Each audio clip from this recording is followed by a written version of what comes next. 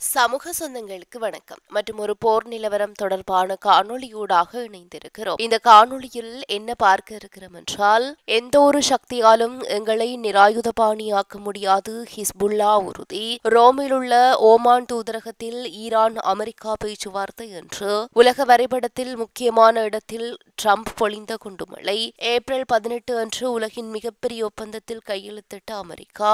அணுமின் நிலையம் தொடர்பில் ரஷ்யாவுடன் புர்கினா பாசோ ஒப்பந்தம் போன்றதான அண்மைய செய்திகள் குறித்து விரிவாக பார்க்கலாம். லெபனான் எதிர்ப்பு இயக்கத்தை நிராயுதபாணியாக்க வேண்டும் என்ற கோரிக்கைகளை மூத்த ஹிஸ்புல்லா அதிகாரி ஒருவர் நிராகரித்திருக்கிறார். எந்த சக்தியாலும் அதன் ஆயுதங்களை அகற்ற முடியாது என்று வலியுறுத்தி இருக்கிறார். ஆயுத குறைப்பு என்ற வார்த்தை சமூக ஊடகங்களிலும் ஆத்திரமூட்டுபவர்கள் மத்தியில் மட்டுமே இருக்கிறது என்று குறிப்பிட்ட அவர், நீங்கள் கேட்பதெல்லாம் சூழ்ச்சிகள், அவற்றால் மயங்கி விடாதீர்கள், எந்த சக்தியாலும் எங்களை நிராயுதபாணியாக்க முடியாது என்று வலியுறுத்தி இருக்கிறார். இதேவேளை ஹிஸ்புல்லாவை நிராயுதபாணியாக்க யாரையும் நாங்கள் அனுமதிக்க மாட்டோம். எதிர்ப்பை தாங்குபவர்களையும் அதை நிராயுதபாணியாக்க வேலை செய்பவர்களையும் நாங்கள் இஸ்ரேலை எதிர்கொண்டது போலவே எதிர்கொள்வோம். இந்த ஆயுதம் எதிர்ப்பின் தூண், அது நாட்டை விடுவித்தது, அதன் இறையாண்மையை பாதுகாத்தது என்று ஹிஸ்புல்லா பொதுச் செயலாளரான ஷேக் நைம் ஹாசிம் கூறியிருக்கிறார். இஸ்ரேல் அனைத்து லெபனான் பிரதேசங்களில் இருந்தும் வெளியேறி அதன் ஆக்கிரமிப்பை நிறுத்த வேண்டும் என்றும்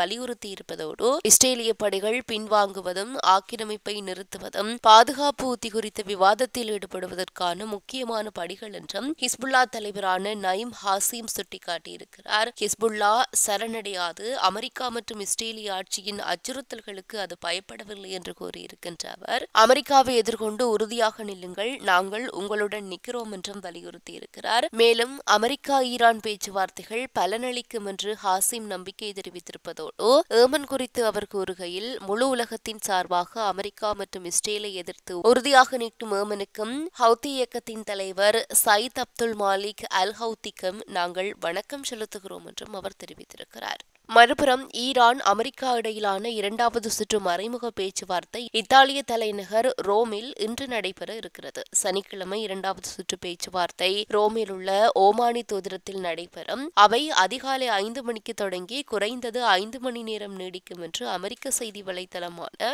அக்சியோஸ் தெரிவித்திருக்கிறது. பேச்சுவார்த்தைகளின் அடுத்த கட்டங்களுக்கான கட்டமைப்புடன் இரண்டாம் சுற்று பேச்சுவார்த்தைகள் முடிவடைய வேண்டும் என்று அமெரிக்கா விரும்புகிறது என்றும் அறிக்கை கூறியிருக்கிறது. வெள்ளிக்கிழமை முன்னதாக ஈரானின் முன்னணி பேச்சுவார்த்தையாளரான வெளியுறவு அமைச்சர் அப்பாஸ் அராக்சி மாஸ்கோவில் ரஷ்ய வெளியுறவு அமைச்சர் செர்ஜி லாவ்ரோவுடன் இணைந்து நடத்திய கூட்டுச் செய்தியாளர் கூட்டத்தில் ஒரு ஒப்பந்தம் சாத்தியம் என்று தான் நம்புவதாக கூறினார். அமெரிக்க தரப்பின் நோக்கங்கள் மற்றும் உந்துதல்கள் குறித்து எங்களுக்கு கடுமையான சந்தேகங்கள் இருந்தாலும், எப்படி இருந்தாலும் நாளைய பேச்சுவார்த்தைகளில் நாங்கள் பங்கேற்போம் என்று ஈரானிய முக்கிய பேச்சுவார்த்தையாளரான ஈரானிய வெளியுறவு அமைச்சர் அப்பாஸ் அராக்சி குறிப்பிட்டிருந்தார். மறுபுறம் இதேபோன்ற விருப்பம் மற்ற தரப்புக்கும் இருந்தால் அவர்கள் நியாயமற்ற மற்றும் நடைமுறைக்கு மாறான கோரிக்கைகளை வைப்பதை தவிர்த்தால் ஒரு உடன்பாட்டை எட்டுவது சாத்தியம் என்று நம்புகிறேன் என்றும் அராக்சி கூறியிருந்தார். முதல் சுற்று பேச்சுவார்த்தைகள் கடந்த சனிக்கிழமை ஓமானி தலைநகர் மஸ்கட்டில் நடைபெற்றன. பேச்சுவார்த்தைகளுக்கு பிறகு இரு தரப்பினரும் அவற்றை நேர்மையானதாகவும்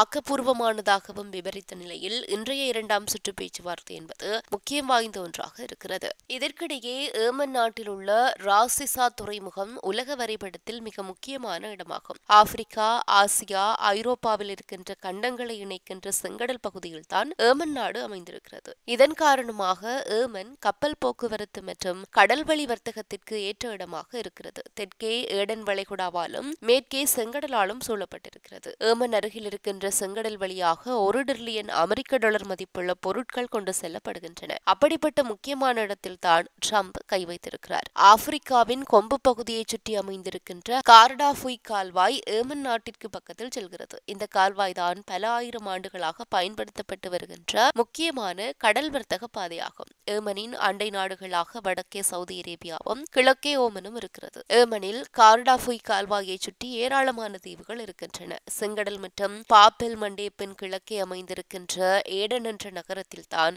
ஏமனின் மிகப்பெரிய துறைமுகம் அமைந்திருக்கிறது. இந்த இடம் உலகின் பரபரப்பான நீர்வழித்தடத்தில் அமைந்திருக்கிறது. இது சிறந்த இயற்கை துறைமுகமாகும். இந்த துறைமுகத்திற்கு அடுத்ததாக இருக்கின்ற மிக முக்கியமான இடம் என்றால் ராசிசா துறைமுகம் தான். ஏனெனில் ஏடனின் முதன்மை எண்ணெய் முனையமாக ராசிசா துறைமுகம் திகழ்கிறது. ராசிசா முனையத்திற்கும் மாரிஃபில் உள்ள எண்ணெய் வயல்களுக்கும் இடையில் மாரிப் ராசிசா என்ற மிகப்பெரிய எண்ணெய் குழாய் பாதை இருக்கிறது.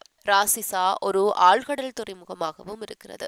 செங்கடல் கடற்கரையில் பெரிய அளவிலான எண்ணெய் நடவடிக்கைகளுக்கு இது ஏற்ற இடமாக இருக்கிறது. இங்கு மிதக்கும் எண்ணெய் சூப்பர் டேங்கர் பிரதான துறைமுக வளாகத்திலிருந்து நிறுத்தப்படுவது வழக்கம். இது 350 மீட்டர் நீளம் கொண்டது மற்றும் 4,05,000 டன் கொள்ளளவு கொண்டது. துறைமுகத்தில் கடல் ஆழம் 35 மீட்டர் என்பதால் பெரிய சூப்பர் டேங்கர்கள் கூடுதல் பரிமாற்ற உபகரணங்கள் தேவையில்லாமல் கப்பல்களால் சரக்குகளை நிறுத்தி வெளியேற்ற முடியும். இதனால் ஏமனில் மிகவும் முக்கியமான இடமாக பார்க்கப்படுகிறது இந்த ராசிசா துறைமுகம். இதைத்தான் கிளர்ச்சியாளர்கள் தங்கள் கட்டுப்பாட்டில் வைத்திருக்கிறார்கள். இந்த சூழலில் தான் ட்ரம்ப் ஏமனில் ஹவுத்தி கிளர்ச்சியாளர்களுக்கு எதிராக தாக்குதல்களை ஆரம்பித்து ராசிசா துறைமுகத்தையும் அமெரிக்க படைகள் தாக்கி இருக்கின்றன. அமெரிக்கா நடத்திய வான்வெளி தாக்குதலில் ராசிசா துறைமுகத்தில் 74 பேர் உயிரிழந்திருப்பதோடு 100க்கும் மேற்பட்டோர் காயமடைந்திருப்பதாகவும் தகவல்கள் வெளியாகி இருக்கிறது.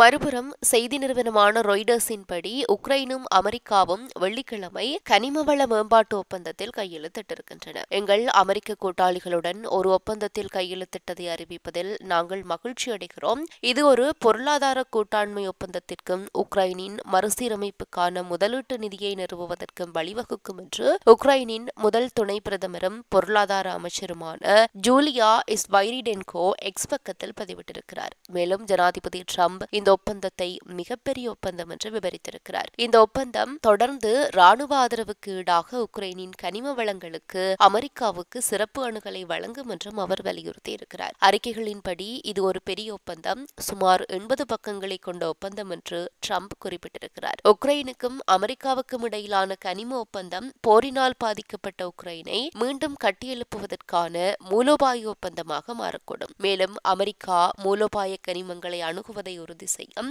ட்ரம்ப் நிர்வாகம் இதை ராணுவ ஆதரவுக்கு ஈடாக ஒரு பொருளாதார பங்காக கருதுகிறது. பேட்டரிகள், மின்னணுவியல், பாதுகாப்பு மற்றும் பசுமை எரிசக்திக்கு அவசியமான லத்தியம், டைட்டானியம், கிராஃபைட் மற்றும் அரிய பூமிக்கூறுகள் போன்ற முக்கிய கனிமங்கள் அமெரிக்காவுக்கு தேவைப்படுகின்றன. இதுவரை இந்த வளங்களுக்கு அமெரிக்கா பெரும்பாலும் சீனாவை நம்பியிருந்தது. இந்த புதிய ஒப்பந்தத்தின் மூலம் உக்ரைனை ஒரு மாற்று சப்ளையராக நிலைநிறுத்துவது, சீனாவை நம்பியிருப்பதை குறைப்பது மற்றும் உலகளாவிய கனிம சந்தையில் சீனாவின் ஆதிக்கத்தை பலவீனப்படுத்துவது ஆகியவற்றை அமெரிக்கா நோக்கமாக கொண்டிருக்கிறது. இறுதியாக தங்கள் நாட்டில் புதிய மின் நிலையம் அமைப்பதற்காக ரஷ்யாவுடன் ஒப்பந்தம் மேற்கொண்டுள்ளதாக மேற்காப்பிரிக்க நாடான புர்கினா பாசோ வெள்ளிக்கிழமை அறிவித்திருக்கிறது. இதுகுறித்து அந்த நாட்டு அரசு வெளியிட்டிருக்கின்ற அறிக்கையில் புர்கினா பாசோ மக்களின் மின்சார தேவையை நிறைவு செய்வதற்காக புதிய அணு மின் நிலையம் அமைக்க முடிவு செய்யப்பட்டிருக்கிறது. இதற்காக ரஷ்யாவுடன் புரிந்துணர்வு ஒப்பந்தம் மேற்கொள்ளப்பட்டிருக்கிறது என்று குறிப்பிடப்பட்டிருக்கிறது.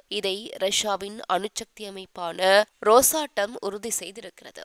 ஆப்பிரிக்க பிராந்தியத்தில் தனது செல்வாக்கை அதிகரித்துக் கொள்ளும் ரஷ்ய செயல் திட்டத்தின் ஒரு பகுதியாக இந்த ஒப்பந்தம் மேற்கொள்ளப்பட்டதாகவும் கூறப்படுகிறது. இத்துடன் இந்த காணொளி நிறைவு பெறுகிறது. இந்த காணொளி பற்றி உங்களுடைய கருத்துக்களை கீழே இருக்கிற கமெண்ட்ஸ் பக்கத்தில் பதிவிட்டு சொல்லுங்க. மற்றும் ஒரு காணொளி வாயிலாக சந்திக்கலாம். தொடர்ந்தும் சமூகத்தோடு இணைந்திருங்கள்.